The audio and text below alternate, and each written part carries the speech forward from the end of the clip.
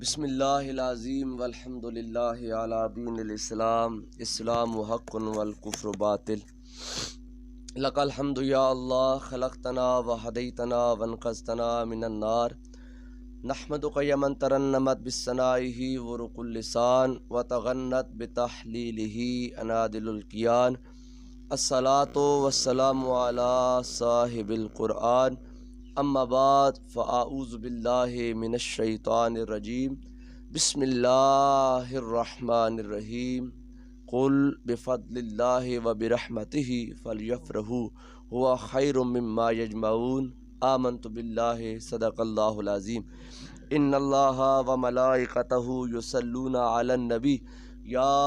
ایہا الذین آمنوا صلوا علیہ وسلموا تسلیما۔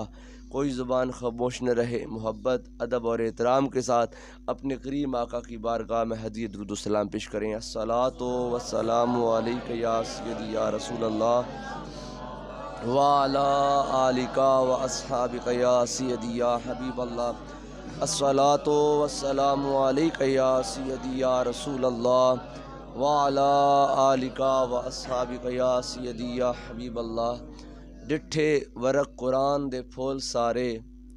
ڈٹھے ورق قرآن دے پھول سارے، تیری شان جیا نہیں کوئی ہور ڈٹھا۔ تیری شان دا کرے مقابلہ جو، تیری شان دا کرے مقابلہ جو، انہوں عاشقاں اصلی چور ڈٹھا۔ کوئی نور آکھے کوئی بشر آکھے، پیندہ دنے راتیں ایہو شور ڈٹھا۔ اللہ والیاں گل مکا چھوڑی، تساں ہور ڈٹھا اساں ہور ڈٹھا۔ اللہ رب العالمین کی حمد و ثنا اور حضور پاک صاحب الاولاق مدینے کے تاجدار حبیب کردگار اور ہم غلاموں اور ہم گناہگاروں کے آقا و مولا حضرت محمد مصطفیٰ صلی اللہ علیہ وسلم کی پاکیزہ بارگاہ میں ہدیہ درود و سلام پیش کرنے اور ہدیہ نعت پیش کرنے کے بعد قابل احترام میرے بزرگوں، دوستوں، عزیزوں اور بھائیوں، آج ہم الحمدللہ ماہ ربیع الاول شریف کی یہ 12ویں رات ہے اور محبوب صاحب کے اس دولت خانے پر ہم میلاد مبارکہ کی اس پاکیزہ محفل میں حاضر ہیں۔ اللہ تعالی ہم سب کی حاضری کو اپنی پاکیزہ بارگاہ میں قبول فرمائے۔ اللہ تعالی اس ماہ مبارک اور اس پاکیزہ گھڑی کی برکت سے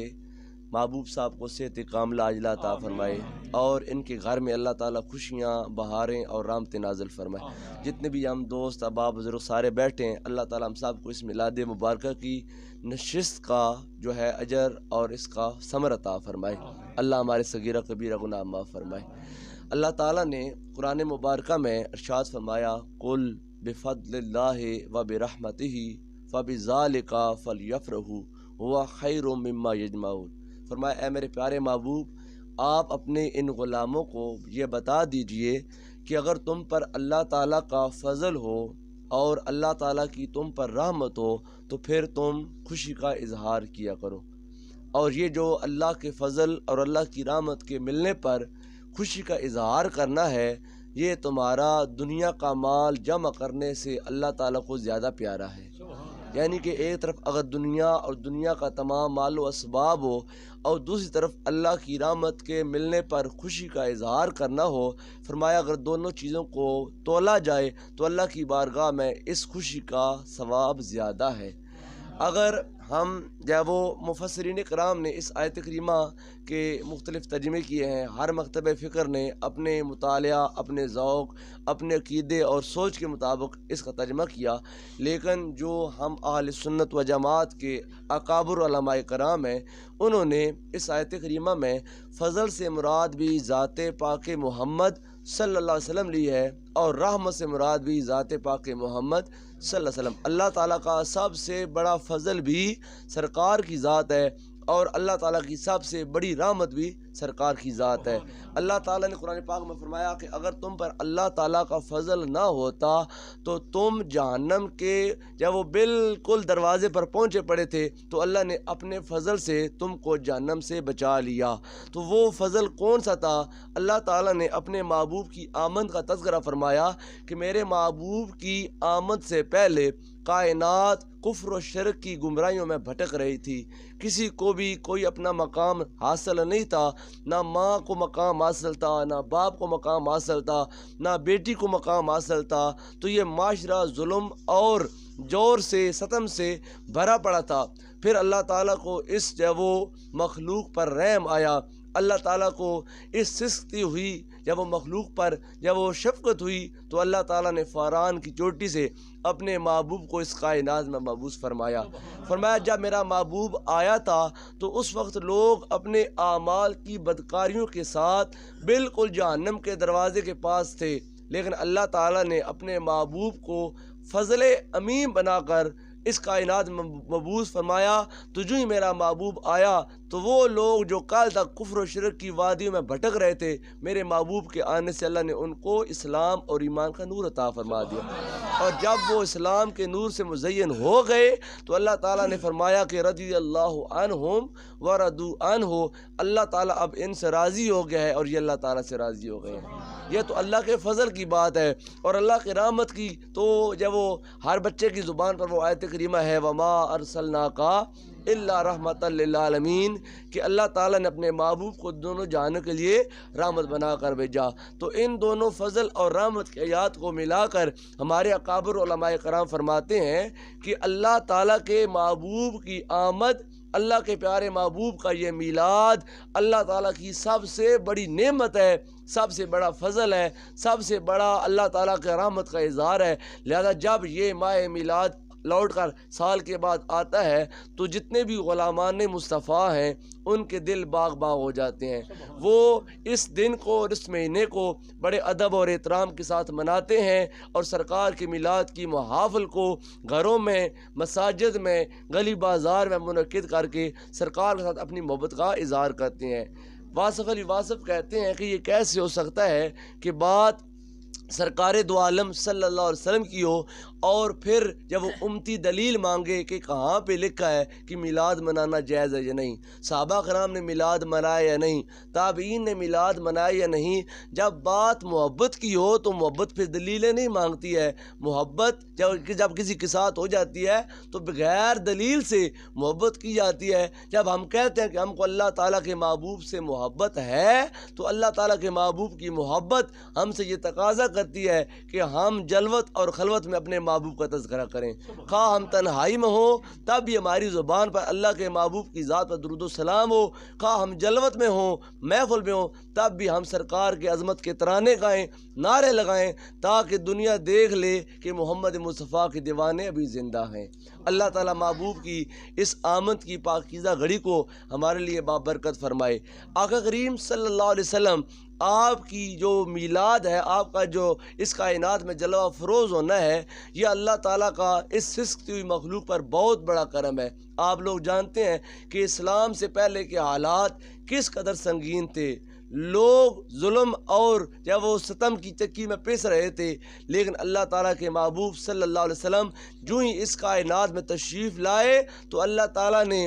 جب وہ اس زمانے کو بانکپن عطا فرمایا، ایک بہار آ گئی، ایک نور آ گیا، اور اللہ تعالیٰ نے اس پوری کائنات کے نظام کو ایک نیا سویرا عطا فرمایا۔ جب فاران کی وادی سے جب وہ اللہ تعالیٰ کے نور کا یہ جلوہ طلوع ہوا تو اس وقت عرب کی ساری زمین اللہ کے نور سے منور ہو گئی۔ سرکار دو عالم صلی اللہ علیہ وسلم، آپ سے پہلے جب آقاؤں کا دور تھا اور لوگ اپنے غلاموں کے ساتھ بھیڑ بکریوں جیسا سلوک کرتے تھے، اس وقت سرکار دو عالم صلی اللہ علیہ وسلم نے اپنے غلام بلال کو خانہ کعبہ کی چھت پر کھڑا کیا تھا، کہا اے بلال، یہ لوگ غلاموں کے ساتھ بہت ظلم کرتے ہیں، بہت ان کو تکلیفیں پہنچاتے ہیں، لیکن بلال، میں تم کو آج خانہ کعبہ کے چھت پر کھڑا کر کر یہ اعلان کرنا چاہتا ہوں کہ جس کا تعلق اسلام کے ساتھ ہو جائے، خواہ وہ آقا ہو خواہ وہ غلام ہو، اللہ کی نگاہ میں سب برابر ہیں۔ کل انسان سواء فی اعین اللہ، اللہ کی نگاہ میں سارے انسان برابر ہیں۔ تو اسی کو اقبال نے کہا کہ ایک ہی صف میں کھڑے ہو گئے محمود و ایاز، نہ کوئی بندہ رہا نہ بندہ نواز۔ جب اللہ کے حضور ہم حاضر ہوتے ہیں تو اس وقت شاہ و غدا سب برابر ہوتے ہیں، اور یہ اسلام کا ہی فیضان ہے۔ اسلام سے پہلے آقا اور غلام کے اندر ایک واضح فرق ہوا کرتا تھا۔ میں نے آپ کے سامنے پہلے بھی کئی بار اس بات کو بیان کیا کہ اگر غلام اپنے آقا کی جوتی کو آقا کی اجازت کے بغیر ہاتھ لگاتا تھا تو آقا اس بات پر بھی اپنے غلام کو سزا دیتا تھا کہ تو اتنا بے باک ہو گئے کہ تو جوتے کو میری اجازت کے بغیر ہاتھ لگاتا ہے۔ لیکن جب سرکار دو عالم صلی اللہ علیہ وسلم آپ اس کائنات میں آئے تو آپ نے اپنے غلاموں کو اپنے سینے کے ساتھ لگایا۔ سلمان فارس سے آئے، صہیب روم سے آئے، بلال حبشہ سے آئے، اتنے دور دور سے یہ غلام آئے تو جب یہ سرکار کی بارگاہ میں پہنچے تو میرے محبوب صلی اللہ علیہ وسلم نے ان کو پھر دوری کا تانا نہیں دیا، ان کو پھر سرکار نے غیریت کا تانا نہیں دیا کہ تم غیر ہو، بلکہ فرمایا جو یہ کلمہ پڑھتا ہے لا الہ الا اللہ محمد الرسول اللہ، وہ میرے ساتھ ایسے ہی ہے جیسے وہ میرے جگر کا ٹکڑا ہے۔ سلیمان فارسی کے بارے میں سرکار نے فرمایا کہ بے شک سلیمان میری آل بیت میں سے ہے۔ آپ کے اباء و اجداد جو تھے وہ مجوسی تھے، آگ کی پوجا کرتے تھے، تو حضرت سلیمان فارسی رضی اللہ تعالیٰ عنہ آپ جب وہ ایک دن جب وہ باہر جا رہے تھے اپنی عبادت خانے کی طرف، تو راستے میں آپ نے دیکھا کہ کوئی عیسائی راہب ہے وہ اللہ کی عبادت کر رہا ہے، تو آپ تھوڑی دیر اس کے پاس بیٹھے تو اس عبادت سے آپ کے دل کو تھوڑا سکون ملا، تو آپ نے اس کے پاس تھوڑا توقف فرمایا تو اس سے پوچھا کہ تم کون ہو، تمہارا دین کیا ہے؟ تو اس عیسائی نے بتایا کہ میں عیسیٰ علیہ السلام کا ماننے والا ہوں اور عیسیٰ علیہ السلام اللہ کے نبی تھے۔ تو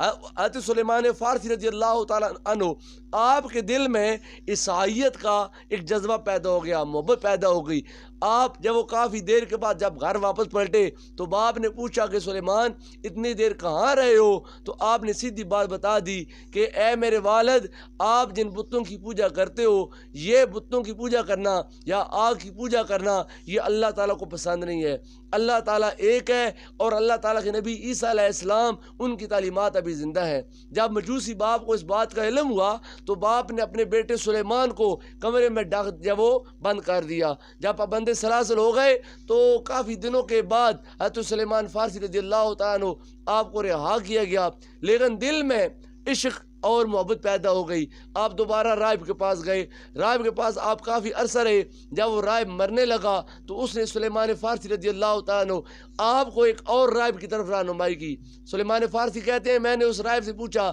کہ تم تو مر رہے ہو، مجھ کو اکیلا کہاں چھوڑ کر جا رہے ہو، مجھے کوئی اور دروازہ دکھاؤ۔ تو اس راہب نے کہا کہ فلاں علاقے میں ایک بہت جو وہ نیک اور زاہد اور متقی راہب رہتا ہے، میں تم کو اس کے پاس بھیجتا ہوں، تم اس کے پاس جانا، اس کے پاس بیٹھ کر عبادات کرنا اور اس کی تعلیمات پر عمل کرنا، اللہ تعالیٰ تم کو ضرور ہدایت عطا فرمائے گا۔ سلیمان فارسی اس پہلے راہب سے دوسرے کے پاس گئے، جب دوسرا مرنے لگا اس نے تیسرے کی طرف رہنمائی کی۔ جب تیسرا مرنے لگا تو آپ نے کہا کہ اے راہب، میں تم سے پہلے 3 راہبوں کے پاس رہ چکا ہوں، اب تم جا رہے ہو، اب مجھ کو بتاؤ کہ میں کہاں جاؤں؟ تو اس نے کہا اے سلیمان، میں اب تم کو کسی راہب کی طرف رہنمائی نہیں کروں گا، میں تم کو بتاتا ہوں اب نبی آخر الزمان کے میلاد کا وقت نزدیک آ چکا ہے۔ ہمارا علم، ہماری کتاب بتاتی ہے اور ہمارا جو تورات ہے وہ ہم کو اس بات کی رہنمائی کرتی ہے کہ اللہ تعالیٰ کے آخری نبی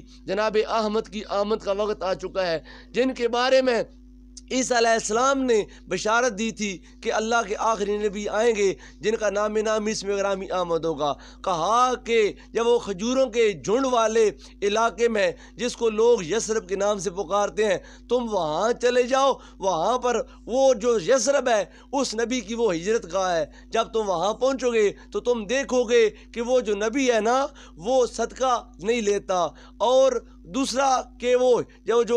ہبہ کی ہوئی چیز ہے یا جو ہدیہ ہے اس کو قبول کرتا ہے، اور تیسری علامت یہ ہے کہ اس کے دونوں شانوں کے درمیان مہر نبوت کی علامت ہوگی۔ سلیمان فارسی رضی اللہ تعالیٰ عنہ آپ کی جو عمر مبارک ہے 120 سال آپ کی عمر مبارک تھی جب سلیمان فارسی نے یعنی سرکار دو عالم صلی اللہ علیہ وسلم کے ہاتھ پر بیعت کی تھی، اور 120 سال اس کے بعد آپ نے جب زندگی گزاری، اتنا لمبا اللہ تعالیٰ نے آپ کو زندگی عطا فرمائی۔ کتب کے اندر آتا ہے کہ آپ کی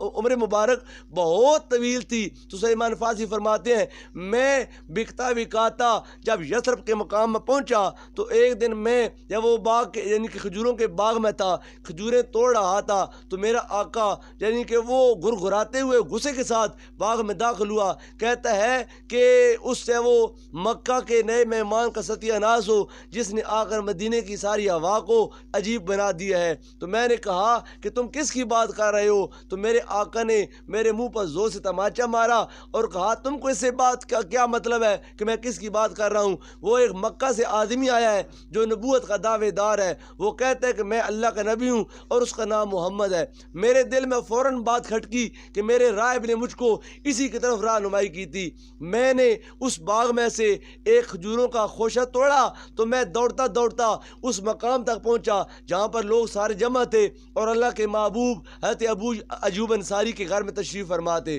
میں آیا تو میں نے وہ کھجوروں کا جو خوشہ تھا وہ سرکار کے سامنے رکھ کر کہا کہ یہ صدقہ ہے، قبول فرما لیں. میرے آقا کریم صلی اللہ علیہ وسلم فرمایا اے میرے بزرگ، اے میرے بھائی، اللہ تعالیٰ نے صدقہ انبیاء کرام پر اور ان کی آلوں پر حرام کر دیا ہے. ہم صدقہ نہیں کھاتے. صحابہ کرام کو وہ سرکار نے کھجوریں پیش کر دیں. سلیمان کہتے ہیں کہ یہ پہلی جو وہ نشانی تھی راہب نے کہی تھی وہ پوری ہو گئی. اب میں دوبارہ باغ میں گیا تو میں نے کھجوریں لی، آ کر کہا کہ اے اللہ کے نبی، یہ کھجوریں صدقہ نہیں ہے، یہ بطور ہدیہ لے کر آئے ہوں، قبول فرمائیں. سرکار نے رغبت سے ان کھجوروں کو پکڑا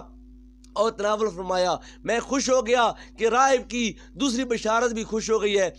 پوری ہو گئی ہے. اب میں تیسری بشارت کے بارے میں متجسس تھا کہ تیسری بشارت کب پوری ہوگی کہ میں سرکار کے شانوں پر مور نبوت کو دیکھوں گا. ایک دن میں سرکار دو عالم صلی اللہ علیہ وسلم کے ساتھ ایک صحابی کے جنازے میں تھا. صحابہ کرام سرکار کے ساتھ موجود تھے تو میں کبھی سرکار کے دائیں ہوتا، کبھی سرکار کے بائیں ہوتا، کبھی سرکار سے آگے ہو جاتا، کبھی سرکار سے پیچھے ہو جاتا کہ کبھی موقع ملے سرکار کی جب وہ پشت مبارک سے کپڑا اٹھے تو میں اس مور نبوت کو دیکھ کر پہچان جاؤں کہ واقعی یہ اللہ تعالیٰ کے نبی ہیں. جب میں نے 3-4 بار ایسے حرکت کی تو میرے محبوب رک گئے. تو میرے محبوب نے مجھ کو مخاطب کیا، مسکرا کر کہا سلیمان، جس چیز کی تم کو جستجو ہے میرے رب نے مجھ کو آگاہ کر دیا ہے. تم میری مور نبوت کو دیکھنا چاہتے ہو، آؤ میں اپنی پشت مبارک سے کپڑا سرکاتا ہوں، تم اس کی زیارت کر لو. جب سرکار نے پشت مبارک سے کپڑا سرکایا، حضرت سلیمان فارسی رضی اللہ تعالی عنہ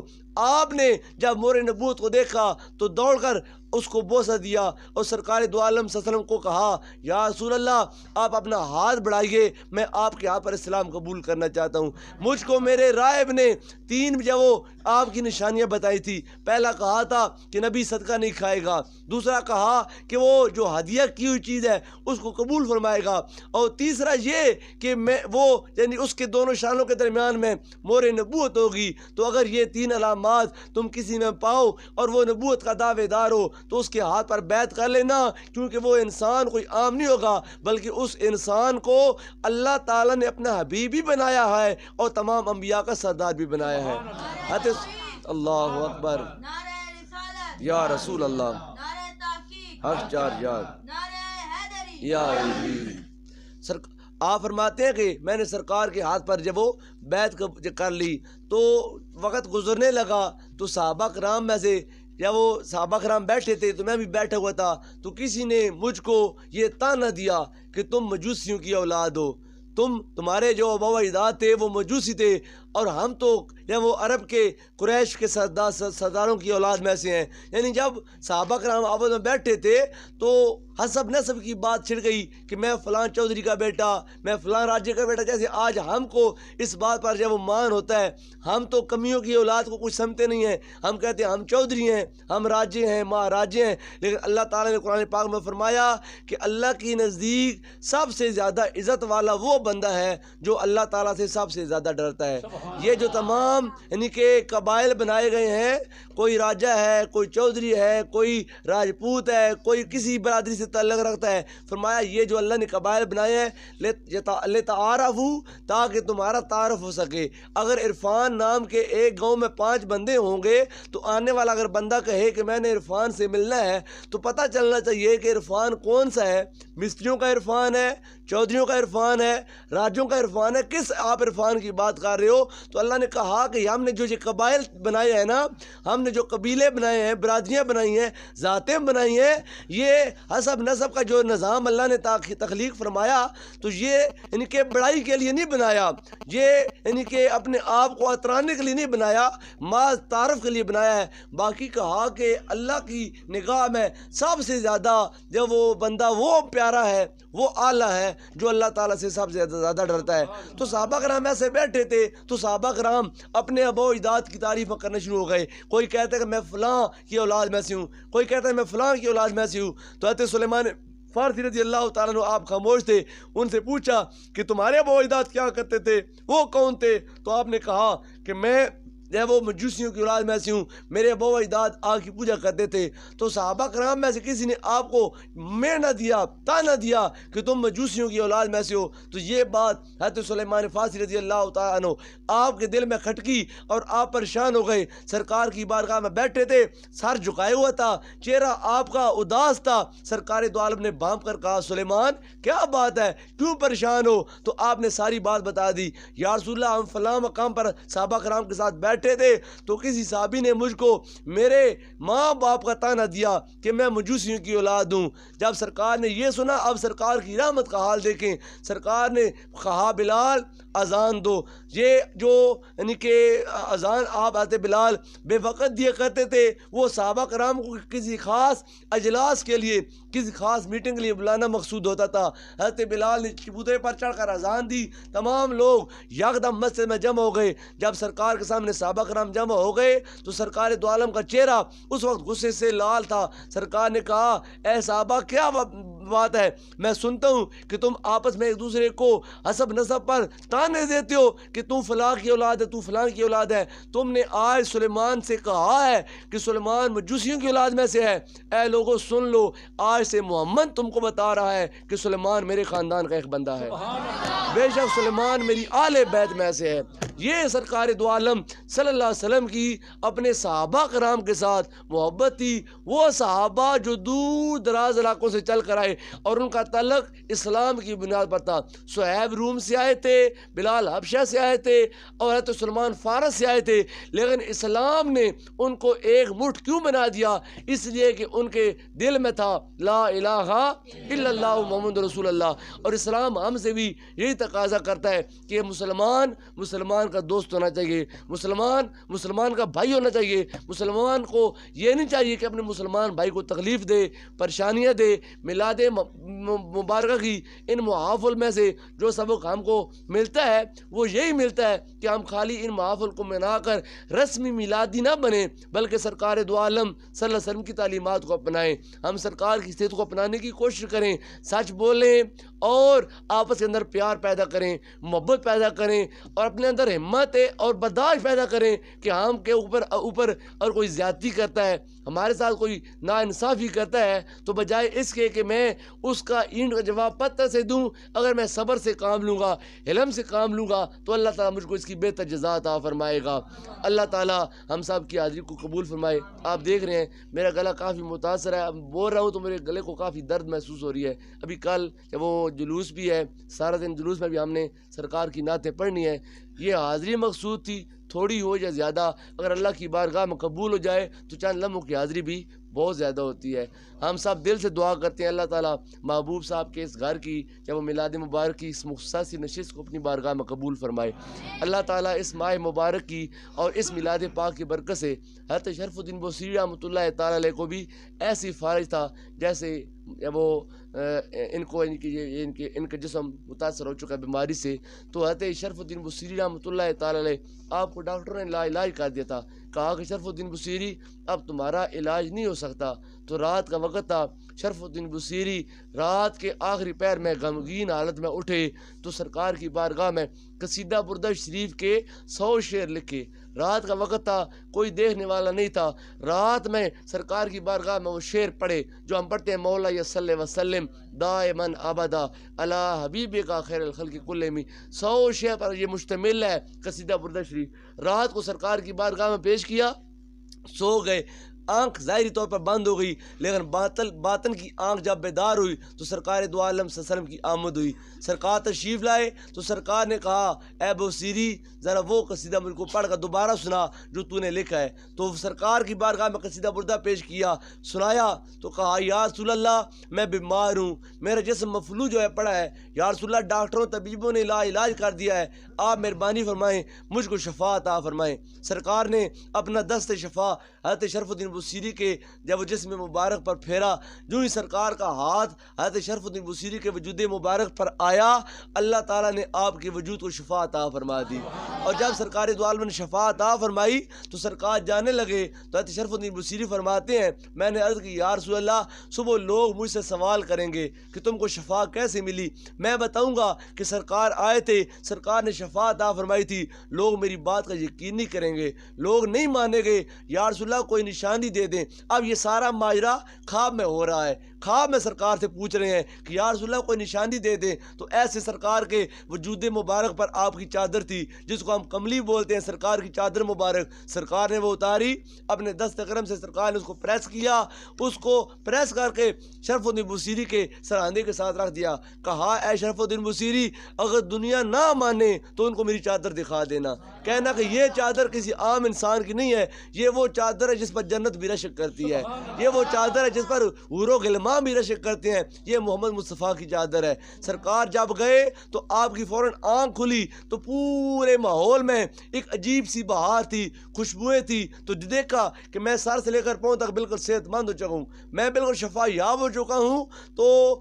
حیران ہو گئے کہ یہ کیسا ہوا، تو پھر وہ خواب یاد آیا کہ ابھی سرکار تشریف لائے تھے، تو میں نے جلدی اپنا سراندہ اٹھایا تو سراندے کے نیچے وہ چادر موجود تھی جو چادر سرکار نے عطا فرمائی تھی، کیونکہ سرکار دو عالم نے فرمایا ہے من رآنی فی المنام فقد رآنی، فرمایا اے لوگو جو بندہ مجھ کو خواب میں دیکھتا ہے نا